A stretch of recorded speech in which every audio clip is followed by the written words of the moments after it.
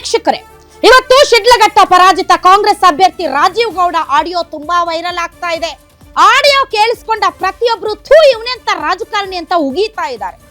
ವಿದೇಶದಲ್ಲಿರೋ ಒಬ್ಬ ಮಹಿಳೆ ಕರ್ನಾಟಕದಲ್ಲಿ ಸೇವೆ ಮಾಡಬೇಕು ಅಂತ ಕಷ್ಟಪಟ್ಟು KS ಮಾಡಿ ನಗರಸಭೆ ಪೌರಾಯುಕ್ತರಾದ್ರೆ ಅಧಿಕಾರದ ಮದ, ರಾಜಕೀಯ ಅಹಂಕಾರ ನೆತ್ತಿಗೇರಿರೋ ಸಂಸ್ಕಾರ, ಸಂಸ್ಕೃತಿ, ಸಭ್ಯತೆ, ತಾಯಿ ಯಾರು, ಸಹೋದರಿ ಯಾರು ಅನ್ನೋ ಮನುಷ್ಯತ್ವದ ಗಂಧ ಗಾಳಿ ಗೊತ್ತಿಲ್ದಿರೋ ಒಬ್ಬ ರಾಜಕೀಯ ಪುಡಾರಿ ಬಾಯಿಗೆ ಬಂದಂಗೆ ಅಶ್ಲೀಲವಾಗಿ ಮಾತಾಡ್ತಾನೆ ಅಂದ್ರೆ ಇವರಿಗೆ 36,000 ಓಟ್ ಹಾಕಿದಿರಲ್ಲ ನೀವು ಶಿಡ್ಲಘಟ್ಟದ ಮಹಾಜನತೆ, ನಿಮಗೆ ದೊಡ್ಡ ನಮಸ್ಕಾರ.